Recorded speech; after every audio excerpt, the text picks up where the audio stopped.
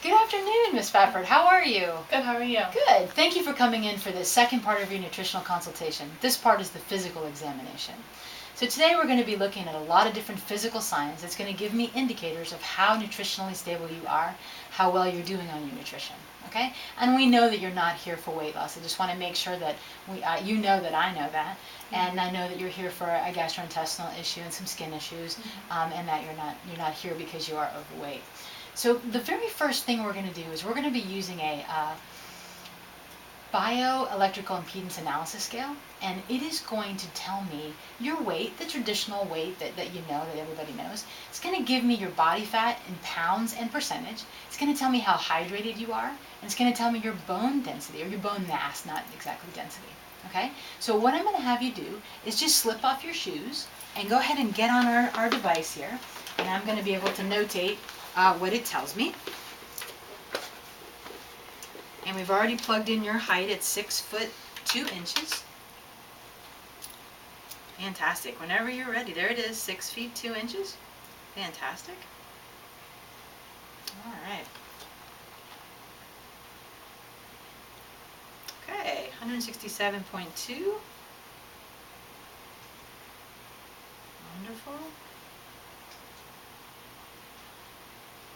And 33 pounds of body fat and 22% good, 56% great, and 21.7 is your BMI. That's fantastic.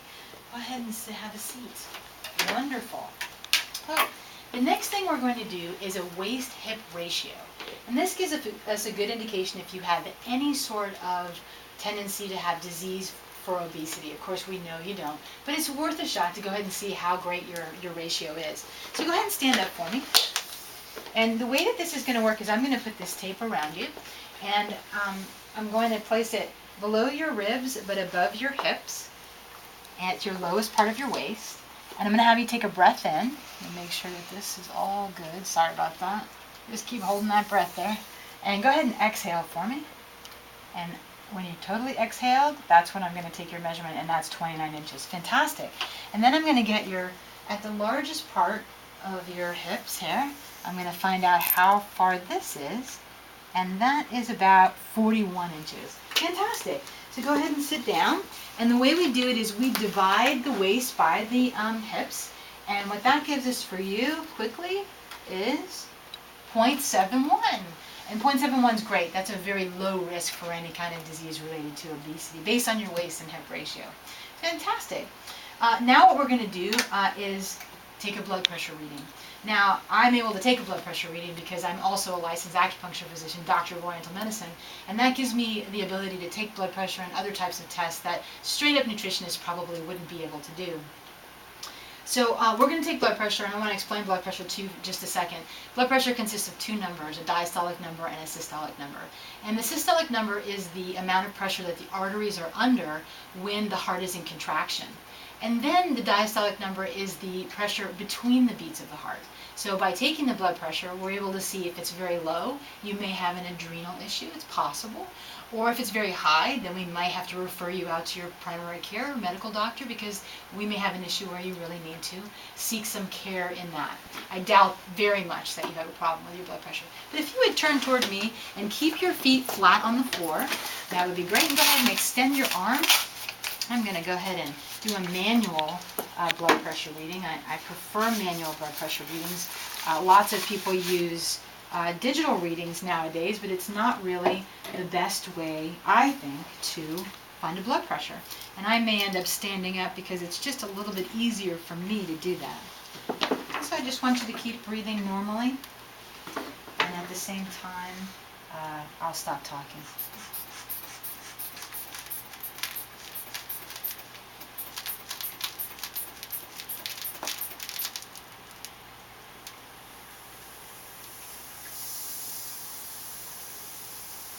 Wow, it's about 100 over 70. That's a beautiful blood pressure, and there's people who would pay for that blood pressure if you could sell it. So very, very, very good. That's fantastic.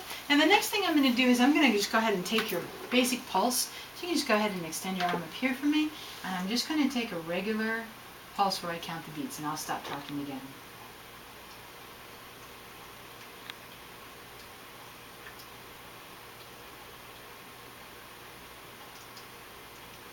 Wow, it's about 60 beats a minute, so that is going to be an athletic heart.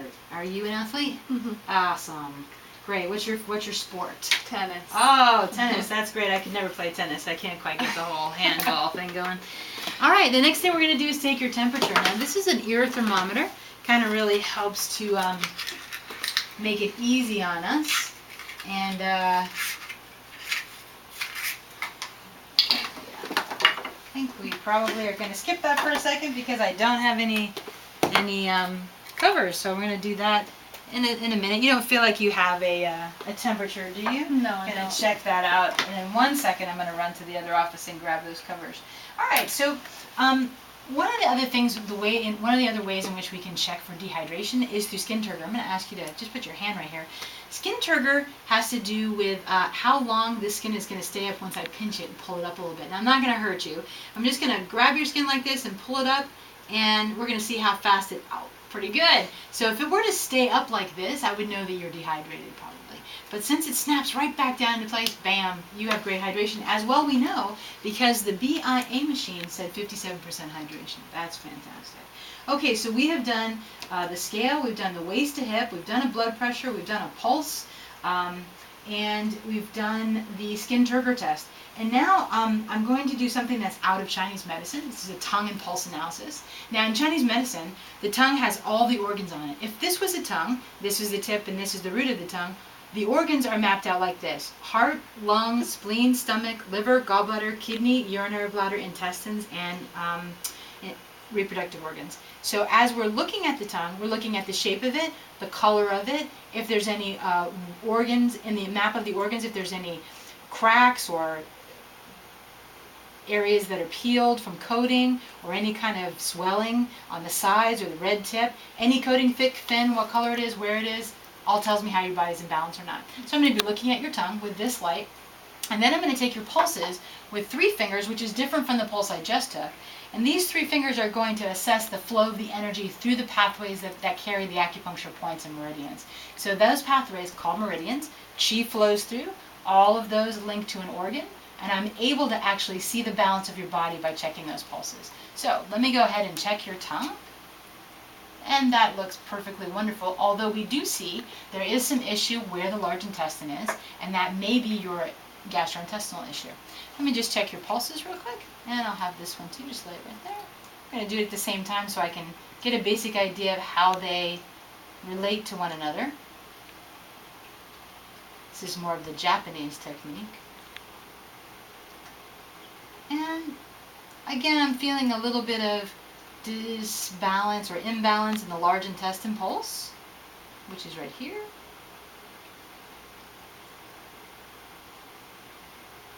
But other than that, everything looks pretty good. Fantastic. So the very last thing we're going to do is called the zinc tally test. Now this is really an exciting test. So what I'm going to do is I'm going to give you this spoon and the zinc tally liquid, and I'm going to have you pour a teaspoon, and I'm going to have you put it in your mouth. I'm going to have you do that twice. So 2 teaspoons in your mouth. Now, I want to know the exact instant that you taste something. Okay, so as soon as you taste it, and if it's with the first teaspoon, great. Just give me a thumbs up. You can either swallow that liquid or you can spit it into the cup. Okay, so go ahead and do that. And if you don't taste anything right away, put 2 teaspoons in, and you're going to hold it for 10 seconds. Okay.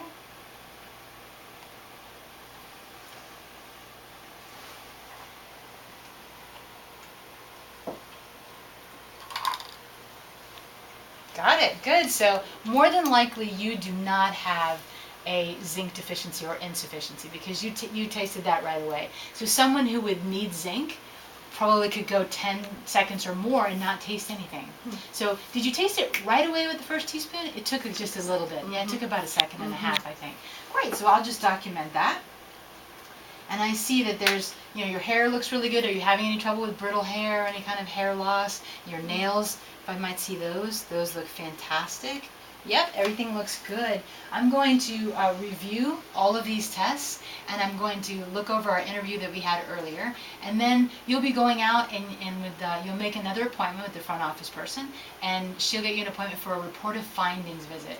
And we'll sit down and we'll look at all the results from everything we've done today and your laboratory blood work, and we will develop a plan together of how to meet your nutritional goals. Okay. Okay? Have a great evening. Thank you so much. You're welcome.